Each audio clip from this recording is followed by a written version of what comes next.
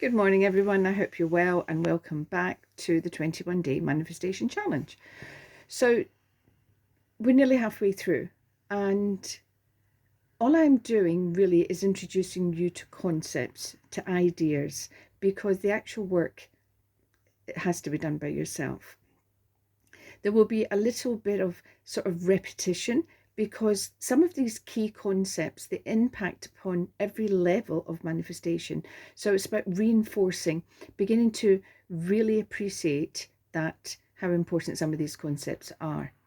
Now, I'm going to use as an example my little incident in the car when I told my husband, oh, I'm beginning to wonder if the perfect place is out there for us. As I said to you, as soon as the words were out of my mouth, I thought, oh, wow, I'm so out of alignment thinking that. So when you're out of alignment, you're not a vibrational match.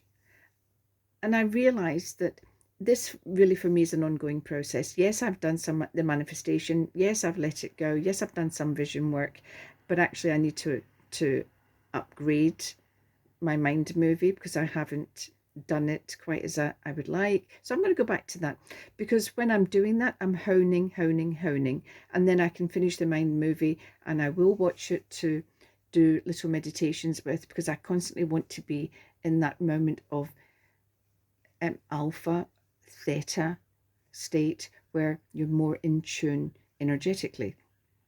And that's part of how I manifest. So yes, I will go back to it. But one of the concepts about what I said is, when I'm out of alignment when I was out of alignment yesterday, I was not practicing the art of receiving. The art of receiving is really important because we are trained by society, by personal upbringing, by our own belief systems to be a certain way. Now, you may be a person who just copes extremely well with life and you are so efficient, and you may not like anyone having to help you. And you may be the helper. You may be saying you're that friend whose shoulder everyone cries on. You're that friend who's always there for everybody else. And you may not like accepting help. Or, so how good are you at receiving? So have a think about this, please, because it really is important. It underpins a lot of our belief systems, and especially you ladies out there. And the majority doing this particular course will be ladies, because the majority of all my work, the majority is female, but although I have a small male percentage.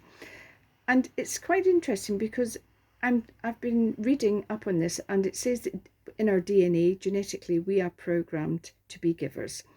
We are the nurturers, the carers. We are, if you're a mother, you'll know straight away what I'm talking about, because you will always put your children before yourself, or in the majority of cases. And it's just something we learn, something we've been conditioned to believe, and something which really doesn't support us as individuals, because we will keep striving to give, and we cannot give from an empty pot. So really what I'm thinking about in the art of receiving is about realizing just how important you are, and it's about self-care, self-nurture, being in a good energetic state yourself to allow, not just help, to allow things to manifest for you. Okay? Now, it might seem like two completely different things, but they aren't. As I said before, we can't give from an empty pot. We have to be in a light. That's just martyrdom. Don't do it. It's a really negative energy when we're being a martyr. And I think mothers especially, we've all done it at some point. No, leave it to me, I'll do it. No, it doesn't help. You're not helping the person, and you're certainly not helping yourself. But, so think about the art of receiving. Think about what it means to you. Are you the type of person, if somebody went to give you an arm as you're getting up a step, and go, no, I can do it? Or would it absolutely be totally against your grain for you to have to call up a friend and say, I really need an ear, I need some support here? Does it really affect you to have to say, I want help, or I need support, or can you do something for me? And there are so many people that hate asking. I hate asking because I have got this sort of belief that I'm in someone's debt if I allow them to help me. Oh, no, I'm not going to do that because they're probably, I'm indebted, and I hate being indebted. So I've had to overcome that. And when I see other people practicing it, it makes me cringe now because I think, oh, wow, you've got such a... And for some people, it can help support us in our lives because the more independent we are, it can keep people, especially when they get older, it can keep them functioning independent, as human beings for a longer period of time. It's a great driver, but for manifestation purposes, it's not. So think about your belief system around the art of receiving. What type of giver are you?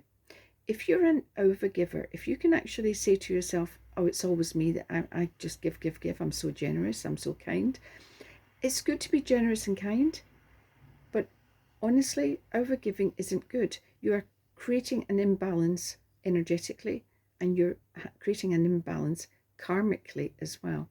And you'll have to balance that out at some point. And that's why I do often forget, because I am a bit of a giver myself, but I do forget even in these little videos, please, I don't want to be depleted energetically. So I am right now, I'm giving, but it's so wonderful to receive energy back. And every like, every comment is you giving back to me. Subscribing to my YouTube is a wonderful energetic give.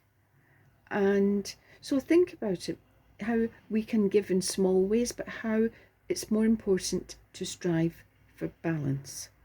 Okay, now I will put a link to Brian Scott, The Art of Receiving, and you can, if you get a chance to listen to it, it's about 30 minutes, I think.